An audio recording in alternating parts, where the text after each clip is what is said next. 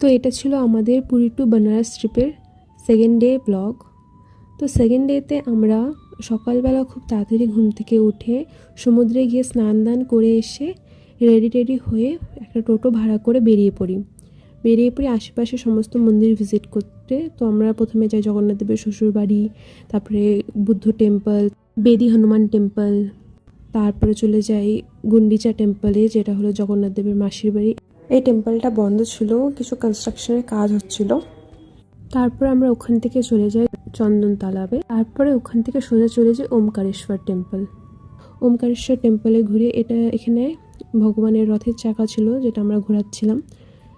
আর এখানে 108টা শিবলিঙ্গ ছিল এবং এই প্রত্যেকটা শিবলিঙ্গ একটা আরেকটার থেকে আলাদা এবং প্রত্যেকটা শিবলিঙ্গর নিচে নাম লেখা ছিল শিবলিঙ্গের। তারপর আমরা ওখান থেকে চলে যাই লোকনাথ বাবার টেম্পলে, কিন্তু এখানে বেশিরভাগ মন্দিরে ফোন ভেতরে নিয়ে যাওয়া অ্যালাউড ছিল না। তো সেখানে গিয়ে ঠাকুর দর্শন করে এসে আমরা লাঞ্চ করি। তারপরে আমরা চলে যাই হোটেলের দিকে। গিয়ে আমরা কিছুক্ষণ রেস্ট নিই, তারপরে আবারও রেডি হয়ে যাই মন্দিরে যাওয়ার জন্য। তো এই দিন আমরা মন্দিরে অনেকক্ষণ সময় কাটিয়েছিলাম, আর ভিড় অনেকটা কমই ছিল বলতে গেলে। সেদিন বিকালের দিকে আমরা মন্দিরে যাই, গিয়ে ঠাকুরের দর্শন করি, আবারও করে টোরে কিছুক্ষণ সময় কাটাই, মন্দিরের বাইরে বসে থাকি। মন্দিরের বাইরে বসে থাকতে খুব ভালো লাগছিল, তো আমরা অনেকক্ষণ বসেছিলাম। তারপরে প্রসাদ নিয়ে রওনা দিই রুমের দিকে। তো এটা ছিল আমাদের পুরী টু বেনারস ট্রিপের সেকেন্ড ডে ব্লগ। তো সেকেন্ড ডেতে আমরা সকালবেলা খুব তাড়াতাড়ি ঘুম থেকে উঠে সমুদ্রে গিয়ে স্নান দান করে এসে রেডি হয়ে একটা টোটো ভাড়া করে বেরিয়ে পড়ি আশেপাশে সমস্ত মন্দির ভিজিট করতে। তো আমরা প্রথমে যাই জগন্নাথ দেবের শ্বশুর বাড়ি, তারপরে বুদ্ধ টেম্পল, বেদি হনুমান টেম্পল, তারপরে চলে যাই গুন্ডিচা টেম্পলে, যেটা হলো জগন্নাথ দেবের মাসির বাড়ি। এই টেম্পলটা বন্ধ ছিল, কিছু কনস্ট্রাকশনের কাজ হচ্ছিল।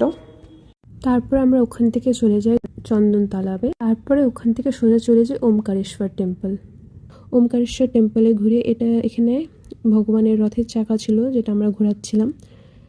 আর এখানে 108টা শিবলিঙ্গ ছিল এবং এই প্রত্যেকটা শিবলিঙ্গ একটা আরেকটার থেকে আলাদা এবং প্রত্যেকটা শিবলিঙ্গর নিচে নাম লেখা ছিল শিবলিঙ্গের। তারপর আমরা ওখান থেকে চলে যাই লোকনাথ বাবার টেম্পলে, কিন্তু এখানে বেশিরভাগ মন্দিরে ফোন ভেতরে নিয়ে যাওয়া অ্যালাউড ছিল না। তো সেখানে গিয়ে ঠাকুর দর্শন করে এসে আমরা লাঞ্চ করি। তারপরে আমরা চলে যাই হোটেলের দিকে।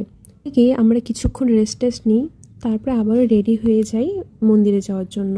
তো এই দিন আমরা মন্দিরে অনেকক্ষণ সময় কাটিয়েছিলাম, আর ভিড় অনেকটা কমই ছিল বলতে গেলে। সেদিন বিকালের দিকে আমরা মন্দিরে যাই, গিয়ে ঠাকুরের দর্শন করি, আবারও করে টোরে কিছুক্ষণ সময় কাটাই, মন্দিরের বাইরে বসে থাকি। মন্দিরের বাইরে বসে থাকতে খুব ভালো লাগছিল, তো আমরা অনেকক্ষণ বসেছিলাম। তারপরে প্রসাদ নিয়ে রওনা দিই রুমের দিকে।